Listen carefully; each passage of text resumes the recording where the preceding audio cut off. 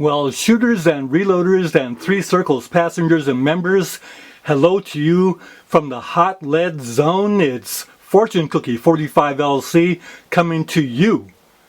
And what we have here is part 8 of our 8-part series on the common reloading dies that US reloaders use.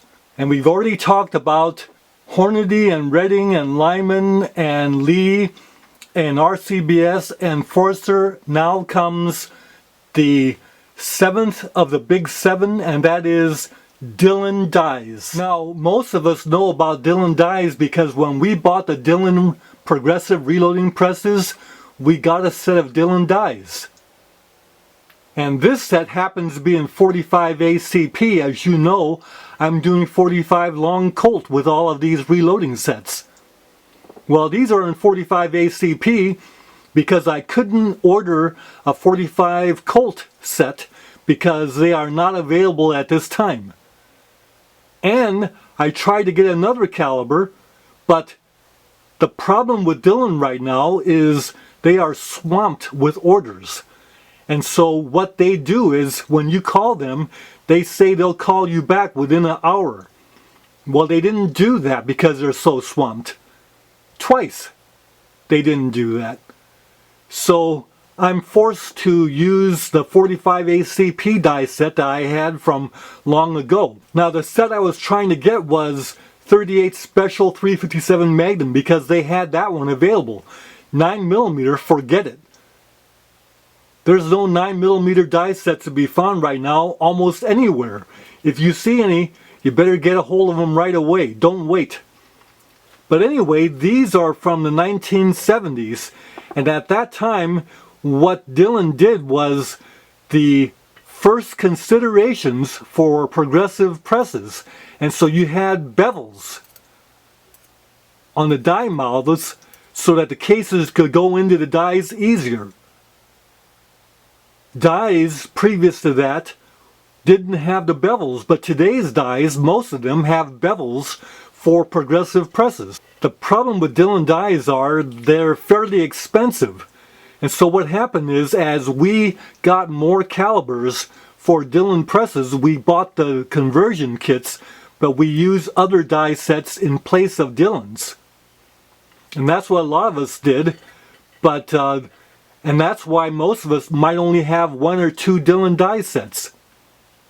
Well, let's look at the 45 ACP die set and compare it with what the die sets are today.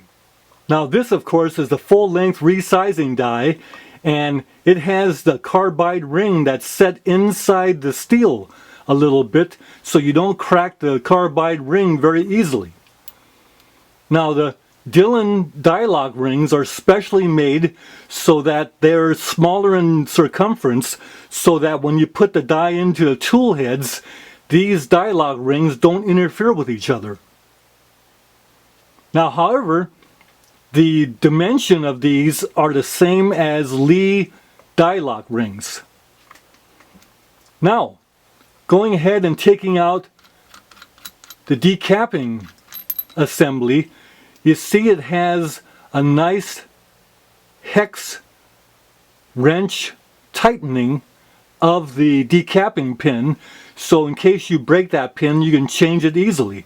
I've never broken a pin, and my estimates are that I probably loaded somewhere around 400,000 to 500,000 rounds of 45 ACP with these dies, and you see they look pretty good. Once you have them set for a progressive press and you tighten it down, you don't have to change any of the settings ever. In fact, I had to use a wrench to get these loose from my die head. This is what the die head looks like for the 550B.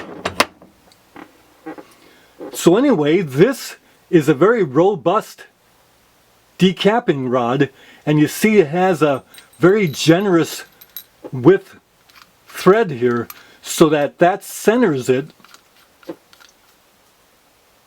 and creates a situation where you're very seldom going to have that pin get off center. So that minimizes the breakage, and in fact, like I said, I never broke this decapping pin. But there you go with the full length resizing die. Exceptional quality. Worth the money actually, especially if you're running a progressive press. Now the next die, of course, is the neck expanding mouth flaring die, and what Dillon does is they create a die body that can be used for all of their caliber conversions.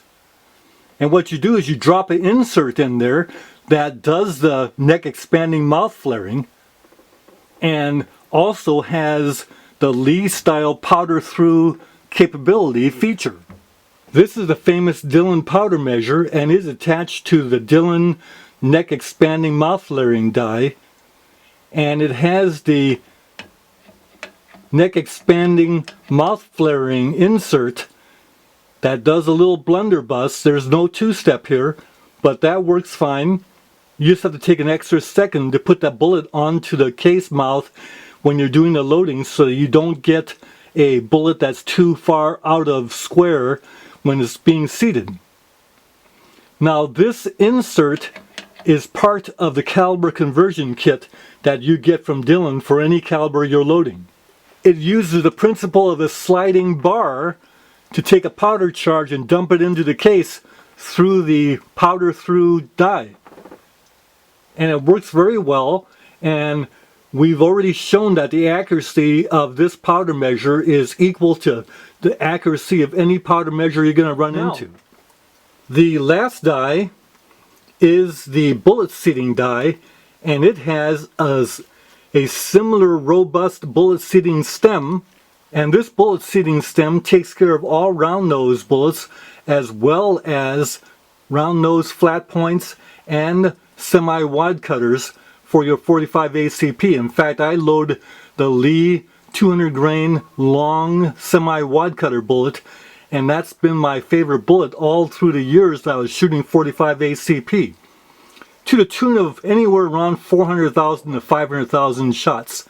I used to cast my bullets 2,000 at a time, and we used to buy bullets that were the moly coated 45 caliber round nose bullets and also the 200 grain semi-wide cutter long noses.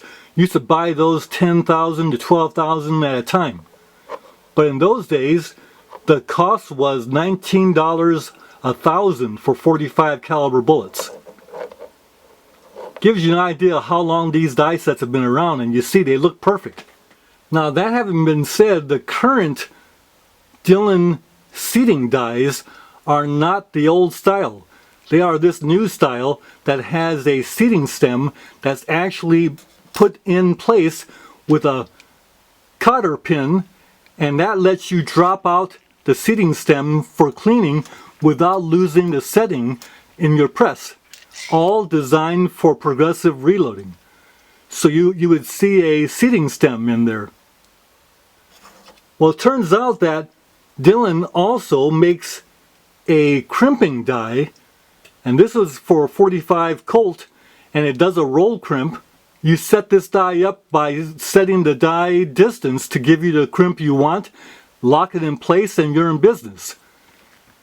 So that's the crimping die. And today's seating dies look very similar to this. The full-length resizing die is about the same. But there you go with your Dillon die sets. Let's go ahead and actually load some ammunition with it. Here you see 50 rounds of Winchester brass, matched brass in 45 Colt, and they've been wet tumbled and they're ready to go into the full-length sizing die. But wait, didn't you tell me that you only have a 45 ACP die set for Dillon? This is the 45 ACP die set by Dillon. And what kind of heresy is Fortune Cookie 45 LC trying to promote loading 45 Colt with 45 ACP die sets? Before you tar and feather me, let's go ahead and put this die in the press and set it up so it touches the shell holder at full stroke, like that. By the way, if you search YouTube videos, you won't see Dillon dies being used in a single stage press. And part of the reason why is that they're always stuck into a progressive press in a Dillon tool head and never gets taken off of those. So you don't use them in single stage presses. But let's go ahead and show you how nice that works in a single stage press. This happens to be a Lee custom cast press. You pick up a Winchester primer, large pistol, put it into the Lee primer cup, put a 45 cold empty casing in your shell holder, and then you go ahead and run it into that Dillon die. And you see it decapped it perfectly. See that? It's just perfect. And of course the mouth is properly sized so that when we do the neck expansion, it'll hold the bullet. Now when we go down to the bottom of the stroke, we go ahead and prime that case. So there you see the case is primed. We'll repeat that 40 times. Let's just show you that one more time in real time. Done. Done nice. Show you another angle. The dead primer is going to fall out right there, hit the deflector like that, and right into the trash can. Works like a charm. Now here's a case that's mangled pretty bad. You see? Someone must have stepped on this one. I didn't do that. I must have picked it up at the range. But you'll notice that the beveled die of the Dillon die, the full-length resizer, just handled that perfectly. Look at that. So when you think about it, both the 45 ACP and the modern 45 Colt use the same size bullets, can use the same weight bullets, which means that your neck expanding mouth flaring die will work for both. And the sizer works for both because the case mouth and the thickness of the brass is about the same within fractions of thousandths. When both mouth dimensions are the same, it'll just size them right down to the head. Both will work. So all you need is the die to be able to accommodate the longer case, and the die bodies of the Dillon dies has enough threads on the outside to allow the die to be set higher up in the press. Works fine. Look at all these, perfectly sized and primed. Now it just so happens that the Dillon powder measure is case activated, so when you adjust the case to have the right amount of mouth flare, it dumps the powder charge. But because there's no linkage with the press, you have to manually reset the powder measure like this with every round that you do. Not really a problem. And there you see the correct mouth flare, neck expansion, and everything is fine with the 45 ACP loading the 45 Colt so far. Now adjusting the Dillon powder measure is easy. You take the proper wrench and you turn it clockwise, increase the charge. We want 10.2 grains of Herco powder, and so we got Herco in the hopper. Now we'll go ahead and throw a charge. And then reset the measure like that for the next charge. Doesn't take long to get that right. 10.3, we'll just lower that by a little bit. And there it is. 10.1, 10.2, right there, 10.2. We're good. Now we go ahead and mouth flare, neck expand, and powder charge all our cases, like this.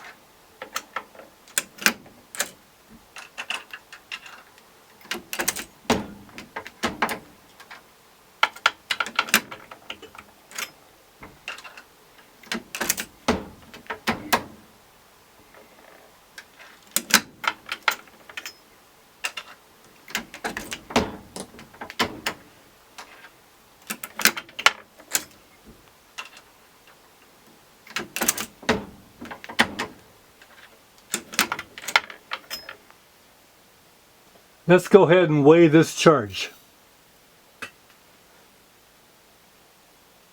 10.2, 10.3, it's actually okay. We're under maximum anyway. Okay, the good news is that this measured all the charges between 10.2 and one was 10.4. Most were between 10.2 and 10.3. Just fine performance from this powder measure for our 10.2 grains of Herco powder charge. Now to empty your Dillon powder measure is easy. You just push down on this little lever here to take out the rod, and then you can go ahead and pour your powder back into the bottle. Then you activate the powder measure by hand like this to get the last of the powder out of the measure, and you're ready to go. Like that. Now notice that there are a few kernels of powder here on the press. What that means is that the Dillon powder measure actually leaked a little bit measuring Herco powder. But that's not a lot. So I can excuse that. We got the job done as you see here. Those are the bullets put into the case mouths ready for bullet seating. To do the bullet seating, we've got to take the seater die and take the die body, crank it out of the press. Because the 45 Colt case is longer than the 45 ACP case, and we got to crank out the bullet seating stem also. So once again, we take our dummy cartridge and we run it in there, and we don't feel any crimping or bullet seating. So now we make sure that the seating stem is backed out, and we start lowering the die body until it hits the case mouth with the taper crimp. And there it is. Nice and snug. Then we lower the bullet seating stem until it touches the bullet like that. And notice that the die sits in the press nicely. Almost like the 45 ACP die was made to load 45 Colt. Now we take one of our charged cases with the bullet in there on the case mouth, and we run that into the die. And we feel that there's actually some of the taper crimp being applied, but there you see the seating depth we want. And notice the little bulge because we have a bullet that's going in there and causing a little bulge, but that's very acceptable. Now after we seat all the bullets with the taper crimp, we'll go back and roll crimp the edge. Show you that one more time. Like so. And we're ready to go ahead and do them all. Notice there's no shaving of lead or powder coat. Very important. That one more time. Take a bullet in the case mouth and run it into the seater die, nice and slow. And there it is. And let's check for shaving. None. There they are, all seated, and now we're going to take the Dillon roll crimping die for 45 Colt to put a roll crimp on all these. To set up the roll crimper, very easy. Take your dummy round, put it in there, run it in, and then lower the die down until you feel the roll crimp hit the shoulder in there, and then tighten up. We'll go ahead and check it now by putting the first one through. Now there's no crimping groove, so all we want to do is roll that a little bit into the bullet itself. Just a little bit of roll. So we give it a little more. There it is.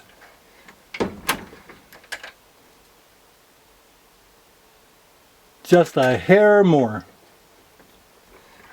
There it is. Nice. We'll go ahead and roll crimp all of them. And this is beautiful ammo. If anything else, this has a little more roll crimp than the other ones that we did from the other die makers. I expect these to shoot very well, but let's go ahead and check the functioning in one of our 45 Colt handguns. Here you see a Vaquero, and you see how it snicks dropping in.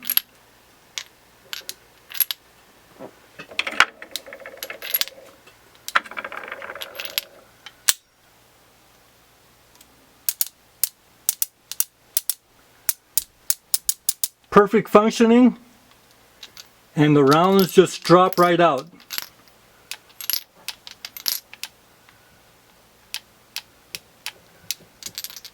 That's 6. So some final thoughts, and that is, yes, it's heresy to use a Dillon die set in a single stage press, because Dillon only made progressives. They never designed these for single stage. But for the fact of the matter is, they work fine in single stage presses. This is the first video that's ever been done using the Dillon dies in a single stage press. I'm sure others have done it before, but never made videos of it.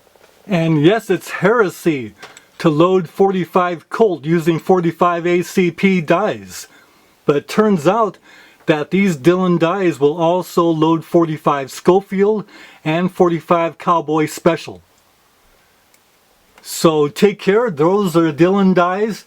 Don't know if other 45 ACP dies will load 45 Colt or not, but the Dillon sure does. Take care, and this will finish up the commonly found die sets that we have available to US shooters and reloaders. Bye for now.